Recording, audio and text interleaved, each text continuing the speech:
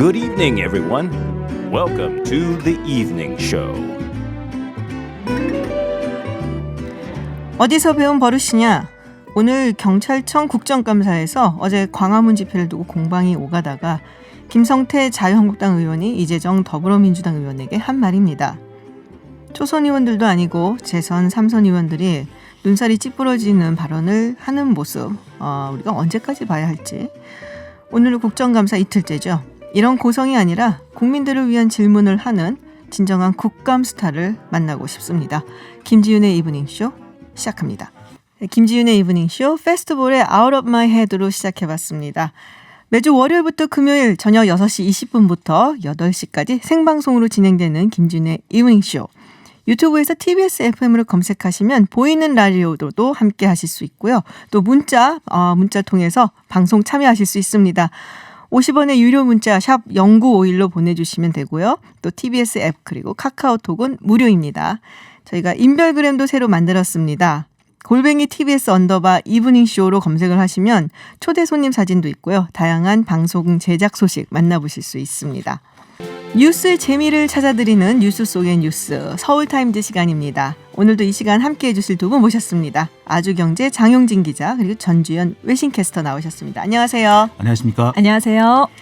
네, 오늘 첫 소식 일단은 이걸로 시작해 봐야 될 것 같아요. 조국 장관 딸이죠. 조민 씨가 인터뷰를 했어요. TBS FM의 뉴스공장에서 했는데 네.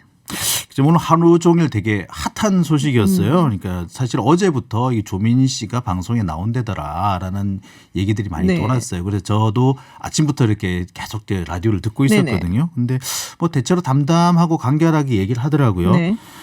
일단 가장 핵심적이었던 거는 그동안의 언론 보도에 대해서 어느 정도 해명을 했던 것 같은데 가장 김어준 씨가 먼저 물어봤던 게 지난번에 그 자택 압수수색 당시에 어머니 그러니까 정경심 교수가 쓰러졌느냐 이걸 놓고 지금 검찰하고 조금 진실 공방이 있었어요. 네. 이 부분에 대해서 명확하게 설명을 했습니다. 그러니까 당시에 조민 씨는 자기 방에 있었는데 검찰 수사관이 방으로 들어와서는 어머니가 쓰러졌으니 물을 좀 떠와야겠다. 그리고 119를 요청해야 할 수도 있다라고 전해줬다 그래요. 네.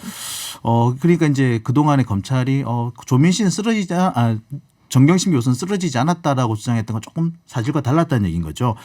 그다음에 조민 씨는 이제 검찰 수사와 관련해서 뭐 어떤 종편에서 이런 보도가 있었어요. 집에서 인턴을 했다더라 이런 진술을 검찰에서 했다라고 주장을 했는데 그 부분에 대해서 나는 그런 진술을 한 적이 없다. 나는 정식으로 인턴을 하고 증명서를 받아왔다. 이렇게 설명을 했습니다. 네, 한국일보 인터뷰에서 이어서 그게 어제였죠. 한국일보 인터뷰가. 그렇죠. 그리고 어제 다시 나갔었고요. 또 인터뷰를 해서 뭐 좀 목소리를 내려고 하는 것 같긴 한데요. 그러면 잠시 오늘 아침 김어준의 뉴스공장에 나왔던 조민 씨 인터뷰 좀 들어보고 가겠습니다. 저는 고졸돼도 상관없다고 생각하고 있습니다. 시험은 다시 치면 되고 30에 의사가 못 되면 40에 되면 된다고 생각합니다. 근데 이제 어머니가 하지 않은 일로 저 때문에 책임을 지는 것은 견딜 수가 없습니다. 제 온 가족이 이제 언론의 사냥감이라고 할까요? 그렇게 된 것 같습니다. 개인적으로는 좀 잔인한 것 같다는 생각을 하고 있습니다. 네, 저도 들어보긴 했는데 뭐 사실은 뭐 의혹을 밝힌다 뭐 이런 차원보다는 심경 고백에 좀 가까웠다라고 그렇죠. 네. 들렸던 것 같아요. 지금 뭐 수많은 기사가 지금 쏟아지고 있고 그래서 언론 보도에 대해서도 한마디 했던 것 같은데요. 네.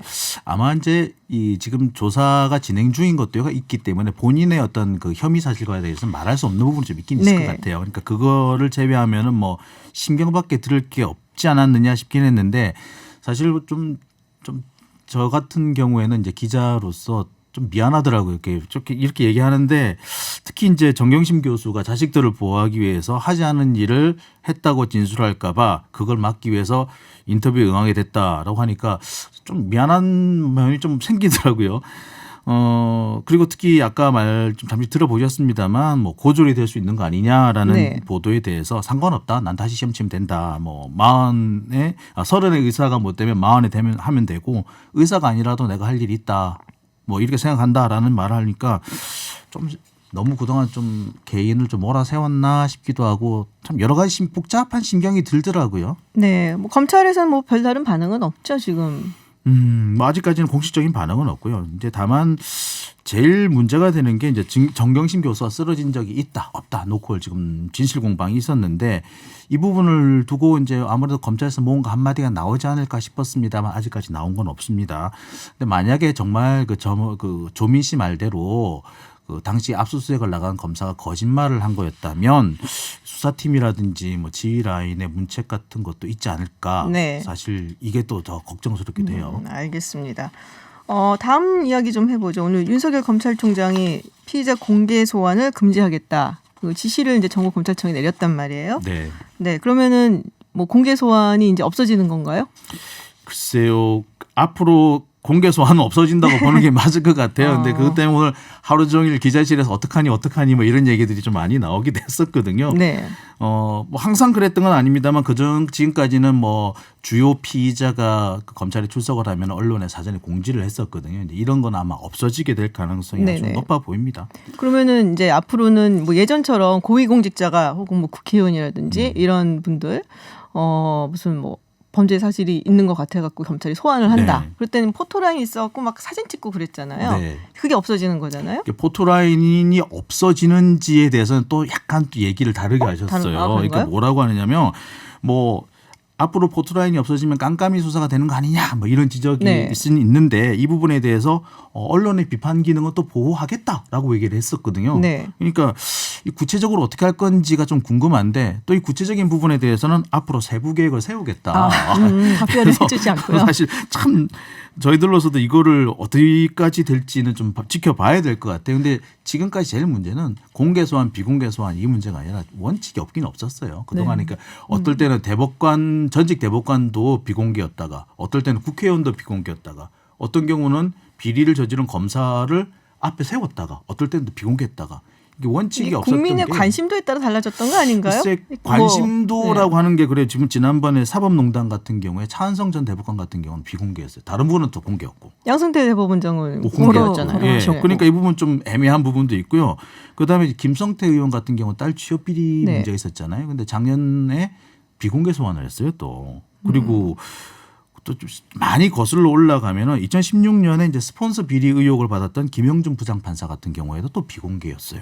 그리고 그 앞에 또 가면은 2008년이죠. 친박연대 양정래 전 의원 같은 경우에 공천원금 사건으로 소환이 됐었는데 역시도 비공개였어요. 네. 그 비율상 비공개가 더 많았던 것 같으세요? 공개가 더 많았던 그러니까 것 같으세요? 전체적으로 공개가 많은데 네. 되게 민감하면 오히려 또 비공개가 많았던 거예요. 그러니까 이게 좀 이게 문제가 됐던 거죠. 근데 어제 사실은 이 정경심 교수 소환하고서 그게 비공개였잖아요. 그렇죠. 그래서 여당에서는 이게 이제 피의자 인권을 보호하기 위한 것이다라고 잘한 거다라고 했는데 또 야당에서는 꽤 반발했단 말이에요. 그 부분에 대해서. 네, 그거는 아마 여야가 바뀌었으니까 그러실 거예요. 아마 또 바뀌면 또 이게 달라지는 건가요? 네. 아 그렇군요. 알겠습니다. 사실 이제 저희가 좀 조금 짤막한 인터뷰를 준비를 하고 있습니다. 잠시 후에 김지미 변호사를 연결을 해서 이야기 들어보도록 하고요. 검찰 얘기 나왔으니까 이 얘기 마저 해볼게요. 나경원 원내대표 소환 통보를 했다고 그래요. 네, 그러니까 국회 신속 처리 안건 지정 과정에서 충돌 사태와 폭력 사태가 있었지 않습니까? 이와 관련해 가지고 지금 자유한국당 의원 한 60여 명 정도가 현재 지금 그 검찰의 소환 조사를 받아야 되는데 이 가운데 17명에게 출석 요구서를 보냈다고 합니다. 그러니까 다음 주죠. 7일부터 11일 사이에 출석을 하라 이건데 자유한국당 측에서는 그때가 딱 국감 기간이랑 겹치니까 출석하기 어렵다라고 하면서 또 구체적인 일정은 논의해서 전해주겠다라고 얘기했다고요. 그러면 국감 끝나면 출석하나요? 그게 또 좀 애매해요. 왜냐하면 국감 끝나고 나면 이제 또 다시 잘 아시다시피 새해 예산안이 남았거든요. 근데 그게 어떤 국감보다 더 중요할 수도 있어요. 그럼 또 거부를 할 수 있는 건가요? 그러실 수도 있을 것 같고 물론 뭐 봐야 알겠습니다만. 갑자기 국회가 바빠진 것 같아요. 여기까지 별로 안 하다가. 근데 이제 한편으로 보면 자유한국당 측에서는 굳이 나갈 필요도 없다라는 그런 생각도 들어요. 지금 같은 경우에 수사가 이건 그 당사자의 진술을 들을 필요가 있는 게 아니라 거의 대부분 CCTV 다 찍혀버렸어요. 그러니까 어떻게든 뭐 기소나 불기소는 거의 정해졌다고 봐도 과언이 아니고 굳이 소환해 갖고서 뭐 할 이유가 없어진 상황이다. 그렇죠. 이분도 가봤자 불리할 수밖에 없어요. 오히려 그러니까 안 가는 것도 괜찮아요. 오히려 법정에 성실하게 나가는 게 재판 그것도 말이 전략으로 되네요. 재판 전략으로 나올 수도 있어요. 그렇군요. 어차피 뭐 이제는 공개 소환도 아니니까. 아, 그렇죠. 네. 공개 소환 적용이 될 아니니까. 테니까요. 네. 네. 그러니까 어떻게 보면은 윤석열 총장이 이걸 노리지 않았을까. 사실 설마야. 정경심 교수 그러니까 정경심 교수 뒤에 사실 더 문제가 많은 사람들이 등장하게 돼 있어요. 또 지금 예고가 얘기로는 기자분들 너무 바쁘실까봐 배려를 하셨나? 조국 장관님도 지금 아마 소환이 될 걸로 지금 얘기가 막 나오고 있는데. 그거야 비공개겠죠. 예, 네. 그것도 그렇지. 그다음에 이제 자유한국당 의원들 잔뜩 올 텐데 이걸 비공개할 거냐 공개할 거냐.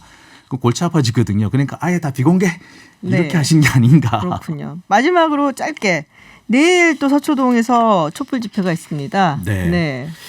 사법적폐청산 범국민시민연대는 네네. 이제 내일 오후 6시부터 서울중앙지검 앞에서 제8차 촛불문화제를 연다라고 밝혔습니다. 근데 이게 지금 보니까 보수 진영에서도 서초동에서 우리도 한다라는 얘기가 네. 있어요. 네. 지난번에도 지난주에도 똑같은 형태로 벌어졌어요. 그래가지고 중앙지검 앞에는 또 이제 그 사법적폐청산 촛불 집회. 네. 그다음에 대법원 앞에는 또 조국 구속 집회 이래가지고 좀 두 개 나눈 면이 있었어요. 근데 물론 너무 한쪽 사람 수가 차이가 났기 때문에 이게 보수 쪽 집회는 조금 포위당한 느낌이긴 했어요. 그렇지만 이번에도 그러더라도 포위를 당하더라도 나는 이번에 나가겠다. 근데 어제 생각이 집회가 들어요. 굉장히 컸기 때문에 아마 거기서 약간 탄력을 받아갖고 많이 나가실 것 같기도 한데 그런 저는 이제 예상들이 걱정이 나오고 되는 있죠. 게 이게 좀 부딪힐까봐 충돌되면 이게 상당히 위험해질까봐 서로 지금 감정이 많이 격앙돼 격해졌어요. 있잖아요. 네. 많이 격해졌어요. 그래서 좀 진정을 했으면 좋겠는데 냉정하게 바라보면 간단하게 처리할 수 있는 문제일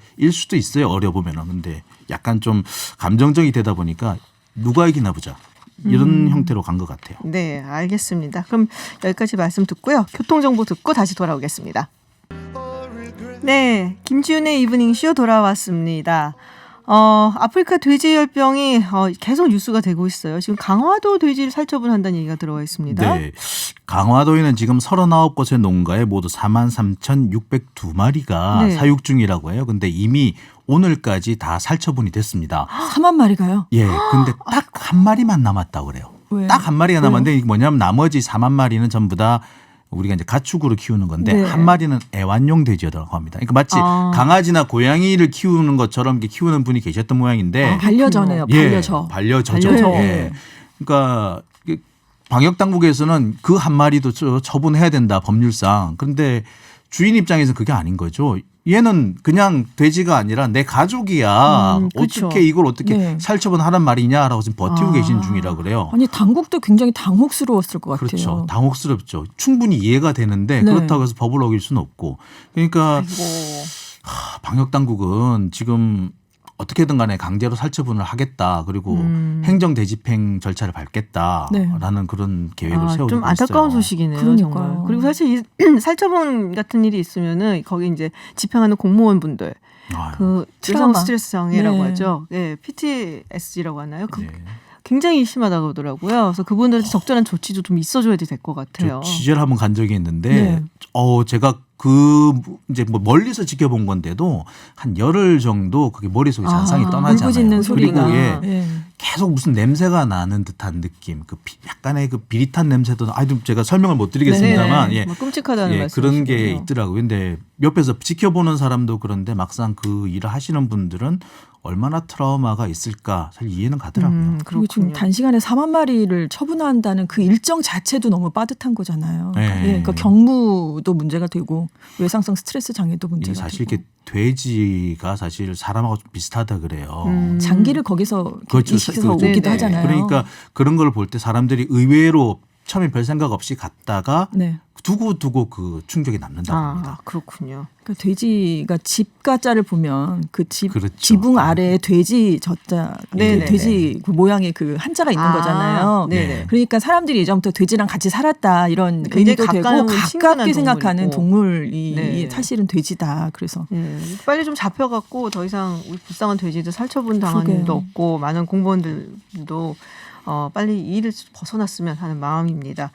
해외 소식 좀 해보도록 하시죠. 외신 뉴스로 좀 가보도록 하겠습니다. 있습니다. 일본 이제 새로운 외무상이죠. 고노 지난달 외무상. 11일에 신임 외무상이 됐죠. 모테기 외무상 인터뷰를 했어요. 니혼 게이자이 신문과 인터뷰를 했는데요. 한국 대법원의 징용 배상 판결과 관련해서 일본 기업이 추가적 부담을 져야 할 의무는 법적으로 전혀 없다.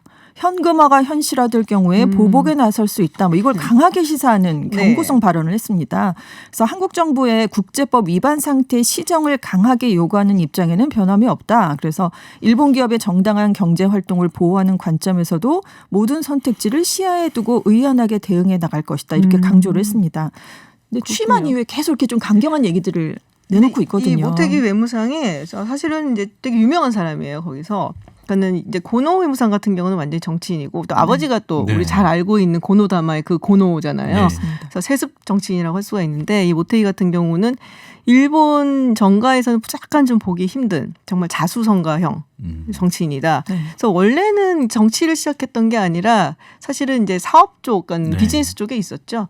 그래서 원래 요미우리 신문 기자로 있다가 그다음에 하버드 대학교에 가가지고 유학을 이제 석사학위를 받고 케네디 스쿨에 석사학위를 받은 걸 제가 아는데 그다음에 맥킨지라는 그 컨설팅 회사를 다니고 그래서 약간 그런 뭐 협상이라든지 또 비즈니스 플랜이라든지 이런 거에 굉장히 익숙한 인물로 알려져 있어요. 그래서 될 때부터 우리가 좀 우려를 많이 굉장히 했잖아요. 걱정을 많이 했죠. 네. 그래서 네. 어제 개천절 행사에 그 과연 이제 도쿄에서 열린 개천절 행사에 이 모테기 외무상이 올 것이냐. 왜냐하면 이제 해당 장관이잖아요. 네. 그런데 오질 않았습니다. 그래서 고노 전 외상, 지금은 방위상이죠. 네네. 고노 방위상만 잠깐 들려서 또 인사를 하고 갔기 때문에 여전히 좀 얼어붙은 한일 네. 관계를 대표하는 모습이었습니다. 그래갖고 좀 굉장히 터프한 사람이고 네. 우리 협상하고 우리 상대하는데 쉽지 않을 거다라는 예상이 되게 많았고 트럼프 대통령이 심지어 이분을 보고 만만치 않은 사람이다라고까지 얘기할 그게 그게 정도니까 확 와닿네요. 네, 확 와닿죠. 네. 네.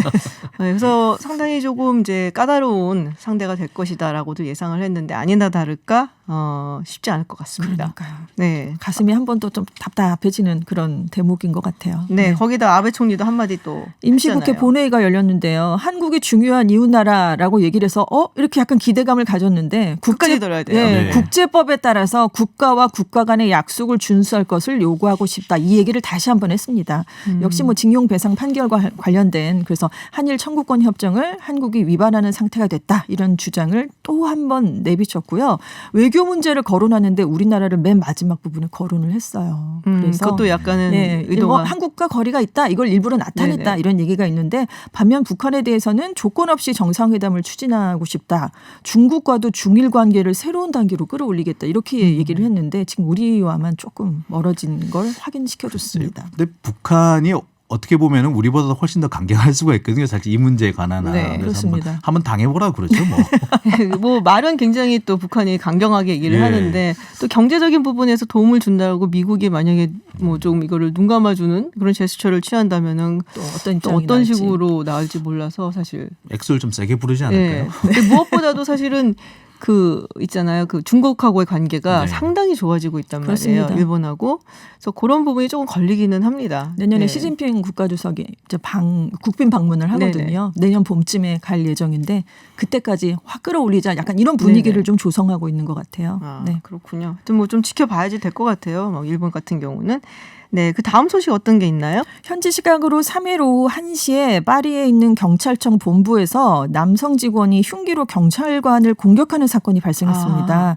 경찰청의 행정 직원으로 밝혀졌어요. 다툼 중에 화를 참지 못하고 흉기를 휘두른 것으로 알려졌는데 최소 여성 1명, 남성 3명의 경찰관이 숨졌습니다. 이 가해자도 경찰이 이제 출동을 해서 네네. 총격을 받고 사망을 했는데요. 범인이 평소에 이상한 징후를 전혀 보이지 않았던 것으로 알려졌어요. 그래서 사건 동기가 과연 무엇인가 지금 관심이 쏠리고 있는데 지난 몇 년간 프랑스에서는 경찰을 겨냥한 극단주의자들의 테러가 이어졌거든요. 네. 그래서 지금 테러 가능성도 염두에 두고 조사를 하고 있습니다. 근데 우리가 보통 생각하면 파리의 경찰청이라고 한다면 경시청이라고도 하잖아요. 네. 프랑스에서 가장 치안이 좋은 곳이어야 되지 않을까라고 가장 안전한 생각하는데. 곳으로 여겨지는 본부잖아요. 그렇죠. 근데 지부도 아니고 네. 그렇기 때문에 프랑스 시민들이 굉장히 지금 공포, 충격 뭐 이런 거에 빠졌다고 하고요. 이 경찰청 본부가 있는 게 노틀담 대성당에 있는 시태섬이라고 구도심의 아주 네네. 중요한 지역이에요. 그래서 네. 관광객들도 많이 가는 지역이기 때문에 그래서 친숙한 곳인데 그리고 치안이 엄격하겠지라고 믿었던 곳에서 이런 일이 발생해서 좀 시민들이 많이 놀라고 있습니다. 감이 좀 안 오실 수도 있을 것 같은데 우리나라 같은 경우 서울경찰청인 거죠. 서울경찰청이 지금 아시다시피 본부. 네. 지금 경복궁 옆에 있잖아요. 네네. 근데 거기에서 이런 일이 생겼다고 상징적인 생각하시면 곳에서. 네. 충격이 더 컸겠죠. 그렇습니다. 네. 네. 근데 이게 좀 시점상으로 봤을 때 약간 좀 주목을 받고 있다. 바로 그 전날 시위가 있었다 그래요. 경찰관들의. 네, 20년 만에 최대 장애 집회가 열렸는데요. 2만 7천여 명의 경찰관들이 참석했어요. 근데 시위의 원인이 뭐였냐면 살인적인 노동 조건입니다. 작년 말부터 노란조끼 시위가 맞아요. 주말마다 이어졌잖아요. 그래서 그거를 이제 진압하기 위해서 이제 지금 계속 경찰관들이 파견을 되면서 피로가 누적됐는데 인원이 줄어들었거든요. 그러니까 네. 이제 피로는 더 살인적인 근무 조건이다 이렇게 얘기를 하고 그리고 지금 경찰에 대한 시각이 부정적으로 노란조끼 시위 이후에 많이 바뀌었거든요. 아, 그래서 그런가요? 직무 만족도가 대폭 떨어졌대요. 그래서 올해만 벌써 50여 명의 경찰들이 스스로 목숨을 끊은 안타까운 아이고. 사건이 있는데 정부 차원에서 제대로 된 대책이 나오질 않았다고 합니다. 그래서 거기에 분노한 경찰들이 지금 이번에 일어선 건데 그래서 정부가 이제 이게 가열될 조짐을 보이니까 임금 인상, 인력 충원을 약속하면서 경찰 달래기에 나섰다고 합니다. 그렇군요. 네, 알겠습니다. 해외 소식까지 저희가 알아봤습니다. 네, 지금까지 전주현 웨스팅캐스터 그리고 장용진 아주경제 기자였습니다. 고맙습니다. 네, 감사합니다. 감사합니다. 최근 가장 주목받은 이슈와 인물을 인터뷰하는 스포트라이트 시작하겠습니다. 홍콩 사태가 점점 심각해지는 것 같습니다. 오늘 오후에 캐리람 홍콩 행정장관이 계엄령에 준하는 긴급법을 발동했습니다. 마스크로 얼굴을 가리고 시위하지 말라는 복면금지법을 52년 만에 선언한 건데요. 긴박하게 돌아가고 있는 홍콩 현지 상황이 어떤지 전화 연결 좀 해보겠습니다. 홍콩 분이라서요. 한국말이 조금 어색합니다. 그 점 미리 양해를 구하겠습니다. 홍콩 공영방송 RTHK 관명년 기자입니다. 네. 관명년 기자님 안녕하세요. 네, 안녕하세요.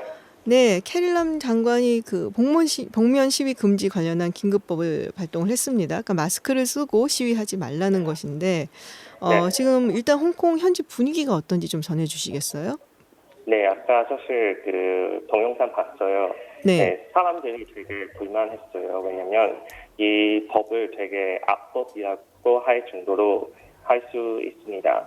그 사람들이 되게 시위의 자유 그리고 그 집회 자유에 큰 파손이 되지 않을까 생각하거든요.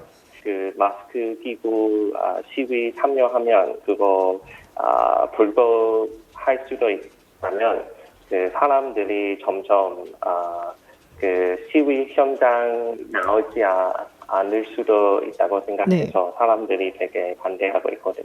네. 그러니까 마스크를 만약에 벗고 시위를 해야 되면 이게 이제 경찰이나 그쪽에서 누군지를 알 수가 있게 되고 그리고 그거를 사실은 누군지 알아내갖고 뭐 보복행위가 있을 수도 있고 그렇기 때문에 이게 결국에는 시위에 나오지 못하게 하는 그런 효과가 있을 것이다. 그래서 많은 사람들이 악법이라고 비판하고 있다라는 말씀이시죠? 네. 그렇군요. 다음 질문 좀 해볼게요. 지난번에 그 화요일이었나요? 그 18살 그 고교생이 경찰이 쏜 실탄에 맞았죠? 그래갖고 지금 시위가 굉장히 좀 악화되는 것 같은데 사실 가장 걱정되는 거는 굉장히 극단적인 대립이 생기고 있다는 것. 그 시위대 그리고 홍콩 경찰이나 그 경찰 가족들까지도 이렇게 대립을 한다. 그래서 굉장히 심각하다고 들었습니다. 어떻게 보고 계세요? 상황이 되게 악화됐어요. 약간 왜냐하면 이거 그 첫 사건이었어요. 그 총 맞은 이런 사건이 처음이에요. 그렇죠. 홍콩에서 시위자에게. 그래서 그건 후에 경찰이 나와서 그 매체에게 좀 발표했어요. 이 시위자가 뭐 좀 들고 그 경찰에 위협해서 그 경찰이 총을 쐈어요. 그러니까 얘기했어요. 이 사건이 사실 총을 맞은 걸로는 처음이었고 또 경찰 발표에 따르면 시위자가 그 무슨 이제 막대기라든지 뭐 그런 몽둥이 같은 쇠파이프 같은 걸 들고 위협을 했기 때문에 경찰이 총을 쐈다. 그렇게 발표를 했다는 거죠.